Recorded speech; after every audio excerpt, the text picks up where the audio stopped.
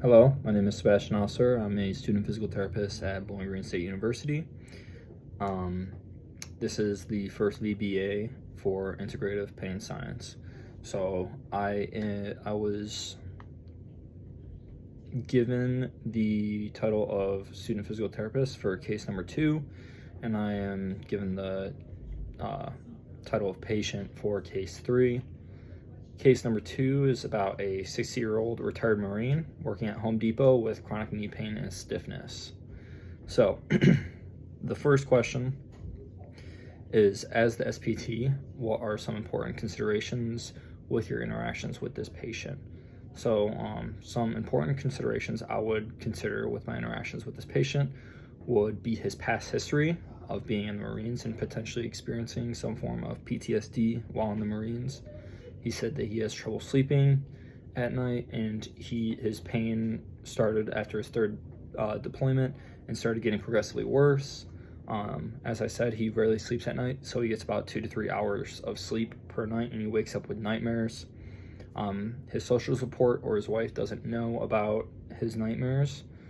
He also grew up in foster care growing up, and didn't really have a stable family life growing up either. Ever since his job went into jail, or his dad went into jail. So he loves his job at Home Depot, but he's worried that he's not going to be able to continue with the pain, and he feels like he'll need to be in a wheelchair in a couple years because the pain just keeps getting progressively worse. So for this patient, I would be cautious of his lack of sleep and how it affects his muscle recovery when performing exercises in therapy. I would have an empathetic approach and address his worries of not being able to continue his job. I would ask about his pain and have him try to describe it to me to the best of his ability in order to address this, to see if it's more neuromusculoskeletal, or if it's more psychologically based, or maybe it could even be a systemic cause too. So I just really want to try to focus down on that and get a better understanding of his pain in that regards. I would definitely be aware of his pain level and ask him if it fluctuates or if it's a constant type of pain.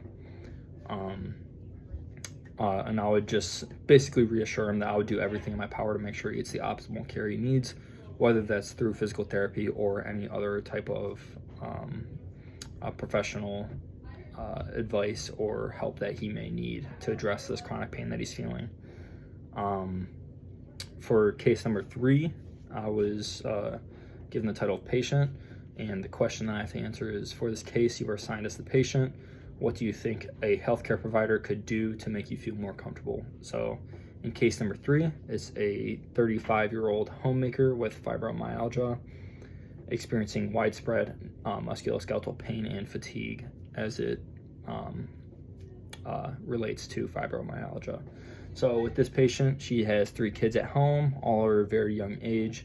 She's overwhelmed with that. Her husband doesn't believe her and always talks negatively about her and doesn't allow her access to the money. She grew up with her grandparents that were also very hard on her and set really high expectations with her, kicked her out at a very young age.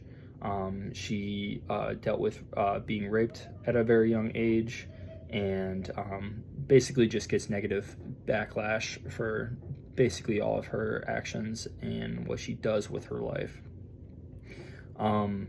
She has multiple appointments for her 3-year-old kid who has special needs, but she misses them regularly because the pain limits her from leaving the house. And like I said, everybody just believes that it's all in her head, and she stopped doing activities that she enjoys, and she cries most of the days out of the week.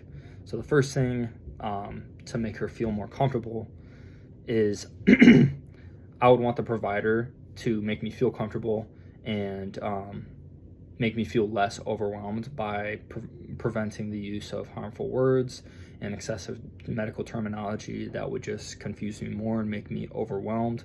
I would want things to be simplified and words to be spoken very slowly so that I can understand them, so I don't have to stress or worry about them more than I already am worried about them. I would want to feel in control of how things are going with my care and therapy and feel like I'm included in every aspect of it. Instead of having things just be told to me, I would like to be in control of that and basically have a say in everything that I do with my therapy. I feel like that would bring the most comfort for this patient and make her feel like she belongs in therapy rather than just her being told that she has to do it. I would want to be addressed in a calm manner and be given praise for coming to appointments, and also praise for doing the exercises, since it's very difficult with pain for her to do exercises in the first place. And giving praise for coming to the appointments will further promote compliancy with therapy and make her want to come to the appointments more, or make it feel like she has to. I would want to be told how strong I am and how much I've accomplished through therapy, through all the minor milestones that I go through. I would want to be reinforced for expressing myself and believe that pain is not all just in my head, but reinforced for expressing my feelings and being able to address those and have a comforting ear to listen to the problems that I'm facing. I would want to be encouraged to do more of the things that I love in order to reduce stress and feeling overwhelmed at home. With a patient like this, it's easy to feel trapped in box. So I would want my care to be opened up to be more easily controlled by me rather than the provider just doing everything and telling me what to do. And I feel like it would really help this patient come into therapy and actually feel like she's being heard rather than some of the stuff that she's dealing with in her home life. So those are the 2 questions that I had to answer for this, for case 2 and case 3. Thank you.